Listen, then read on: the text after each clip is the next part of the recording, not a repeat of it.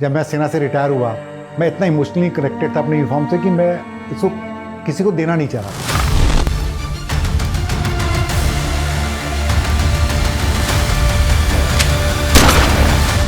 किसी जवान का आप स्किन काटो तो रंग उसका रेड नहीं मिलेगा, आपको ओजी मिलेगा, ऑलिव ग्रीन मिलेगा। सेना उसके अंदर इतनी भर जाती है।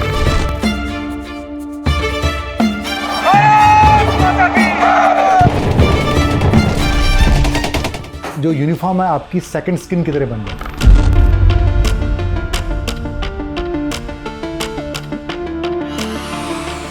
कई लोगों ने हमको यूनिफॉर्म भेजी विद ए थिंक कि मेरा घर का सो एंड सो शहीद हुआ था, हम उनकी यूनिफॉर्म भेज रहे हैं क्योंकि आप उसको एक सम्मानपूर्वक ढंग से उसकी विदाई यूनिफॉर्म की करें।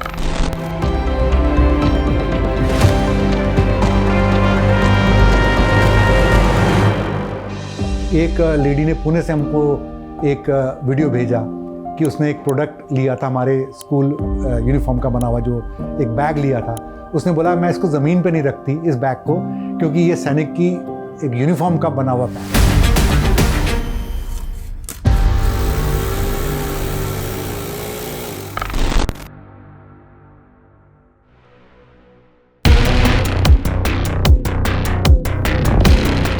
जब मैं सेना से रिटायर हुआ, मैं इतना इमोशनली कनेक्टेड था अपने यूनिफॉर्म से कि मैं इसको किसी को देना नहीं चाह रहा था। नंबर 2, वैसे एक सेना में बोला जाता है कि आप इतने साल सेना में काम कर लिया, जैसे 37 साल मैंने काम किया, जो यूनिफॉर्म है आपकी सेकंड स्किन की तरह बन जाती है। तो मतलब आपको लगता है कि मैं इसको निकाल के फेंकूंगा तो अपनी सेकंड स्किन को फेंक रहा हूँ। आप उससे अलग होना महसूस ही नहीं कर पाते। आज भी मुझे कोई बोले कि मैं सेना में काम करूं, यूनिफॉर्म पहनने का मौका दे, मुझे 1 रुपया भी ना दे, मैं तैयार हूँगा आज यूनिफॉर्म में पहन के काम करने। इस इमोशंस को लेके हमने जब शुरू करी तो हमें बहुत अच्छे रिस्पॉन्स मिले। जो यूनिफॉर्म देने वाले थे उनसे अच्छा मिला, जो आइटम यूज़ करने वाले थे उनसे बड़ा अच्छे इमोशनल हमको रिएक्शंस मिले।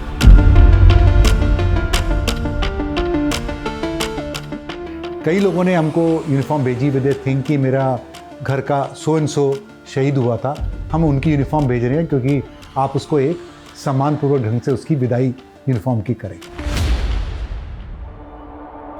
इसकी शुरुआत हुई एक्चुअली जब मैं सेना की सर्विस मैंने पूरी करी, उसके इमीडिएटली बाद कोविड आ गया था। कोविड में हर कोई चाह रहा था कि किसी तरह से समाज के लिए कुछ भला किया जा सके, और मेरे पास बहुत सारी यूनिफॉर्म्स थी। तो कोविड के दौरान मैं और मेरी बेटी घर में बैठे हुए बात कर रहे थे कि हम कुछ सोसाइटी के लिए कुछ कर सकते हैं। तब उन्होंने बोला कि क्यों ना इन यूनिफॉर्म से हम मास्क बनाएं। तो उस थॉट प्रोसेस से हमने पहला जो प्रोजेक्ट किया वो हमने मास्क बनाने शुरू किए IIT दिल्ली की मदद से।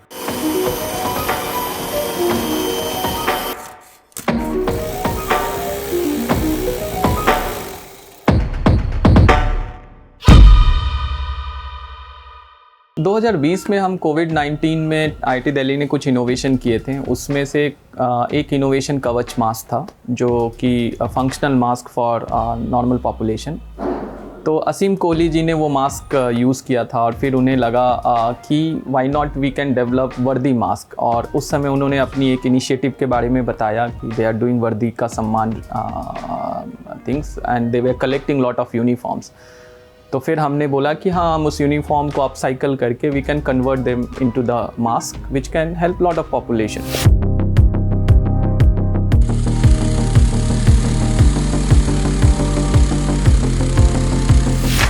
And we started making with the combat uniform wale mask, which we then started sending to border areas for our jawans and other needy people in the society.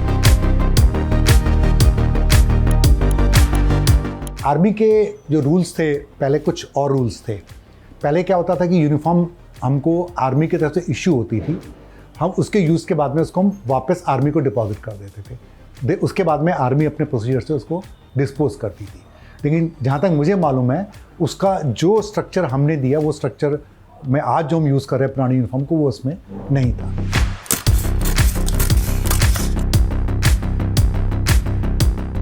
Time to time फिर ये चीज़ें procedure change होते गए। आज की date में army का जो लास्ट इंस्ट्रक्शन इसमें निकला हुआ है कि लोग इसका गलत इस्तेमाल ना करें, क्योंकि there has been attempt to monetize it, to commercialize it. इसके इमोशनल कनेक्ट बहुत स्ट्रॉन्ग है, people will be ready to buy, but should that this be allowed to become a business? इसका आर्मी की तरफ से बड़ा क्लियर व्यू है, no, it should not be allowed.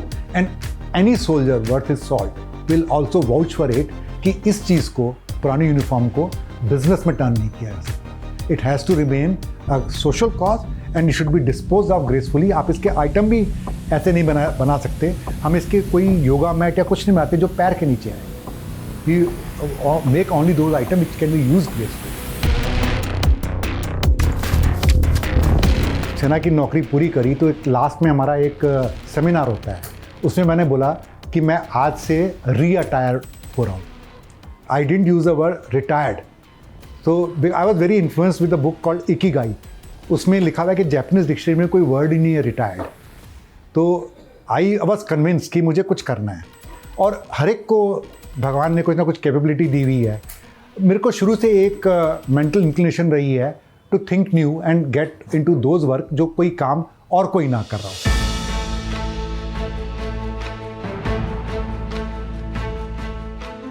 मुझे लगा कि मैं आर्मी में रह के ना, वो कहते हैं आर्मी के किसी जवान का स्किन काटो तो रंग उसका रेड नहीं मिलेगा, आपको ओजी मिलेगा, ऑलिव ग्रीन मिलेगा। सेना उसके अंदर इतनी भर जाती है उसकी। तो मैंने सोचा कि मुझे बिज़नेस तो करना नहीं है, तो मुझे सोशल वर्क में जाना है। उसके साथ दो सवाल और जुड़े कि हम अपनी इस सोशल वर्क को टैगलाइन क्या दें और एनजीओ का नाम क्या रखें। तो हमने नाम रखा टैगलाइन अपने काम का, वर्दी का सम्मान। हमारी थॉट प्रोसेस ये थी कि यूनिफॉर्म जो हमारी हैं, और 75 साल से आज़ादी के इसका कोई हल नहीं था कि पुरानी यूनिफॉर्म का क्या करें। तो हम एक नई दिशा में काम करें जिसका कोई सलूशन नहीं था आज तक, जिसके बारे में कुछ सोच विचार नहीं था। और हमने इंटरनेट रिसर्च किया तो मालूम चला दुनिया में इसका कोई सही जवाब नहीं है, वो भी सोशल वर्क के लिए कोई इसको इस्तेमाल नहीं कर रहा। तो दैट वाज द स्टार्ट। हमारा वर्दी का सम्मान हमें टैगलाइन दिया कि एक ग्रेसफुल डिस्पोजल हो किसी अच्छे काम के लिए सेना की यूनिफॉर्म्स का, जवानों की यूनिफॉर्म का। हमने अपनी एनजीओ का नाम दिया सिवाज निसीम फाउंडेशन। सिवाज सेना के जो 3 अंग हैं, सेना, वायु, जल, उनका पहला वर्ड है से, वा एंड ज। एंड सिवाज निसीम इज़ लिमिटलेस। तो हम ये इंडिकेट करना चाहते थे कि सेना के तीनों जो अंग हैं देश की सेवा में बिना किसी सीमा के लिए हमेशा काम करने के लिए तत्पर हैं, चाहे यूनिफॉर्म के अंदर या यूनिफॉर्म के बाहर। जब कोविड ख़त्म हो गया तो स्कूल्स चलने शुरू हो गए, तो बच्चों को इसकी ज़रूरत पड़ी स्कूल बैग्स की। तो हमारा सेकंड था कि बच्चों की स्कूल की एजुकेशन में हेल्प करने के लिए हम अपना स्विच करें टू स्कूल बैग्स। तो हमने फिर स्कूल बैग बना के, सबसे पहले हमने स्कूल बैग शुरू करे और उसको बना के बच्चों को डिस्ट्रीब्यूट करने शुरू करें।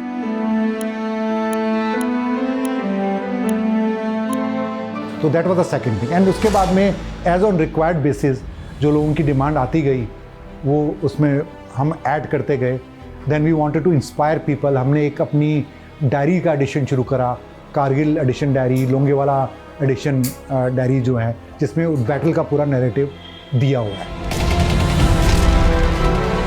जब हमारे पास वर्दी आती है, I am firstly grateful to Indian army और also to air force and navy कि हमको यूनिफॉर्म वो अपने आप ही इकट्ठी करके बेचते हैं, क्योंकि ये हर सैनिक का अरमान है कि ग्रेसफुली डिस्पोज हो उसकी यूनिफॉर्म, कहीं और मिसयूज़ ना हो या गलत यूज़ ना हो या डिस्ग्रेस ना हो। यूनिफॉर्म हमारे पास आती है, उसको हम वॉश वगैरह करते हैं, उसके बाद हमारा प्रोसेस है अलग अलग प्रोडक्ट बनाने का।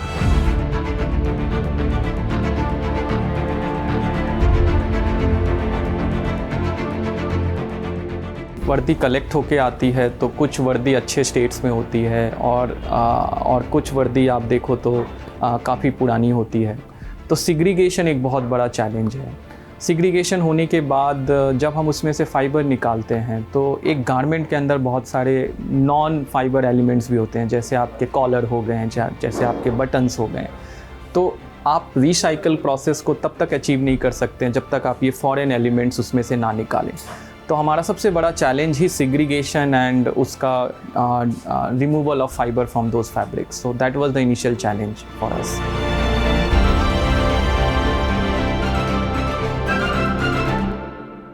हमारे काम में बहुत कतरन बचना शुरू हुई। हमने सोचा इस कतरन का क्या करें, तो हमारी एक साथ में एसोसिएट हुई थी आर्मी अफसर की वाइफ, उसने एक टैगलाइन दी, हर कतरन कुछ कहती है। तो हमारा एम था कि किसी भी कतरन को डंप में, वेस्ट में ना जाने दें हम। तो हमारा तीनों एम थे। हमारा एम था कि वर्दी का सम्मान, ग्रेसफुल डिस्पोजल। हमारा एक और एसोसिएट था कि environment protection, this should not go to landfill, and third thing लोगों की मदद। तो हमने सोचा कि इवन ये कतरन भी डंप में क्यों जाएं। तो हर कतरन कुछ कहती है में हमने सॉफ्ट टॉयज़ बनाने शुरू करे एक और एनजीओ की मदद से, और उसके बाद में उन सॉफ्ट टॉयज़ को बच्चों को गिफ्ट करना शुरू किया।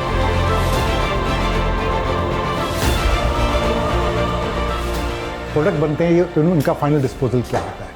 तो उसके हम 3 डिस्पोजल हैं हमारे पास में। पहला डिस्पोजल है कि हम डोनेट करते हैं, और हम डोनेट करते हैं आई थिंक मोर देन हमारे 60-70% डोनेशन ड्राइव्स हैं through army only, because we want to give also confidence and satisfaction to the army कि यूनिफॉर्म उन्होंने हमको भेजी है, तो उनके पास में प्रोडक्ट वापस आए हैं for a good cause. And army particularly JNK and north east में एक लोगों के साथ में अच्छा एक रिलेशन बनाने के लिए एक प्रोग्राम करती है, जिसे सद्भावना प्रोजेक्ट्स बोलते हैं। तो उस प्रोजेक्ट के अंदर ये प्रोडक्ट बच्चों को गिफ्ट किए जाए। कुछ कॉर्पोरेट हमको अप्रोच करते हैं for buying this product as a support to our cause, and in which they pick up and donate this item to needy children under their CSR programme.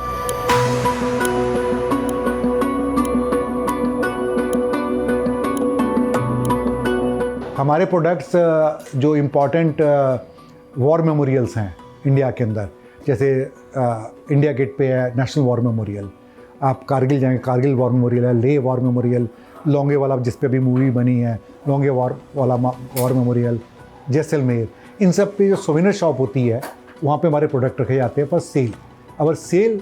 Our intention is to those people who want ना उसको इस भावना से खरीदें कि as a respect, not as a fashion statement और common utility item. तो हम वहाँ पे अपने आइटम्स रखते हैं for sale, and I am very happy that बड़े अच्छे इमोशन के साथ में लोग खरीदते हैं, और हमें अच्छा फीडबैक भी उसके ऊपर हमको देते हैं। लेह में गया होता, लेह वॉर मेमोरियल में, तो वहाँ पे मैं देखा कि एक लेडी बहुत एक्साइटेड होकर सबको हमारे प्रोडक्ट दिखा रही थी कि एक्चुअली सैनिक की वर्दियों से बना हुआ है। तो मैंने, चांस की बात है मैं वहाँ था, तो मैंने उनको बताया, अपने आप को इंट्रोड्यूस किया कि हम ये काम दिल्ली से कर रहे हैं। तो she became very excited, she both इस थॉट प्रोसेस को लेके एंड अल्टीमेटली इसके यूज़ को लेके। And last 4 year she is based in Singapore, Indian है, वो हमसे कनेक्टेड हैं, और वो हर साल, जैसे अभी भी अगला स्कूल सेशन शुरू होने वाला है, उन्होंने हमें रिक्वेस्ट किया है कि कुछ अमाउंट के स्कूल बैग्स बच्चों को डोनेट किए जाएं। अगर आप देखो तो हमारा देश रिसाइकलिंग सदियों से करता हुआ आ रहा है। हमने हमेशा से रिड्यूस रीयूज़ का कॉन्सेप्ट हमारे देश में पहले से था। और अगर आप पानीपत एंड तिरपुर जाएं तो हमारा देश डेली का 1000 टन रिसाइकलिंग करता है। तो रिसाइकलिंग का बेनिफिट सस्टेनेबिलिटी एंड सर्कुलरिटीज़ में बहुत ज़्यादा है। आपको भी पता है टेक्सटाइल में इतने सारे वेस्ट जनरेट होते हैं, और इस वेस्ट को रिकवर करना हमारी एक इम्पॉर्टेंस है। तो इंडिया एक ग्लोबल लीडर बन सकता है अगर हमने रिसाइकलिंग को इम्पॉर्टेंस दिया, बिकॉज अभी आज के डेट में जिस लेवल पे इंडिया रिसाइकल कर रहा है, हमारे कंपटीशन में कोई भी देश खड़ा नहीं है। तो वर्दी का सम्मान जैसा recycling is also a very good initiative, because it has that emotional connect. एक चीज़ और रिसाइकलिंग से उभर के आती है कि हम रिसाइकलिंग प्रोसेस से बहुत सारे कार्बन सेव करते हैं। तो आज का वर्ल्ड कार्बन क्रेडिट की तरफ मूव कर रहा है, तो हमें वो सारी प्रोसेसेस पे ध्यान देना चाहिए जिससे हम कार्बन जनरेट कर सकते हैं, कार्बन क्रेडिट्स जनरेट कर सकते हैं। तो रिसाइकलिंग में चूँकि आप सेम मटेरियल को सर्कुलर फॉर्म में यूज़ कर रहे हैं, तो आपने वो सारे कार्बन को सेव कर लिया, जिससे को एक मटेरियल बनाने में कार्बन लगता है, क्योंकि आपने वो सेम फाइबर को दोबारा यूज़ किया। तो उस प्रोसेस में जो क्रेडिट बचा उसको हम एक्सचेंज कर सकते हैं। तो बहुत सारे आजकल नेशनल एंड इंटरनेशनल लेवल पे भी प्लेटफॉर्म खुल चुके हैं कि अगर आपके किसी प्रोसेस की वजह से वर्ल्ड में कार्बन सेव हो रहा है, तो उसको आप मोनेटाइज कर सकते हैं, तो इसको हम कार्बन मार्केट कहते हैं। तो टेक्सटाइल सेक्टर में handloom and recycling are two sectors where you can save lot of carbon credits, and these carbon credits you can encash in these carbon exchange platforms. Strongly believe कि army में रहते हुए एक word आपकी dictionary से अलग हो जाता है, वो है इम्पॉसिबल। तो पिछले 5 साल से मैं इस चीज़ को कुछ हद तक पॉसिबल कर चुका हूँ। आगे फ्यूचर में प्लान है इसको और अच्छा आगे ले जाने का। That is a separate subject all together, but emotionally मुझे बड़ी सेटिस्फेक्शन है, मेरी फैमिली को बहुत सेटिस्फेक्शन है, ऑल जो वर्कर्स हैं उनको भी ये बड़ा प्राइड फील होता है कि इंडिया में I think I didn't tell you, आप गूगल सर्च करेंगे for a social cause world में ये पहला इनिशिएटिव है जो मैंने देखा था जब शुरू में काम किया था। कोई इसको सोशल करके काम के लिए नहीं कर रहा। उस समय आज से 5-6 साल पहले जब मैंने शुरू किया आइडिया पे, I think if I am not wrong, US में कंपनी थी जो कमर्शियली मनी मेकिंग के लिए कमर्शियल एंगल से इस काम को कर रही थी, which I never thought of doing. It is against our ethos, it is against our culture, and it is against our army का जो हमारे एक तरीका काम करने का एक स्ट्रक्चर है उसके अगेंस्ट है। तो बट सोशल कॉज के लिए आई am very confident it is the first initiative.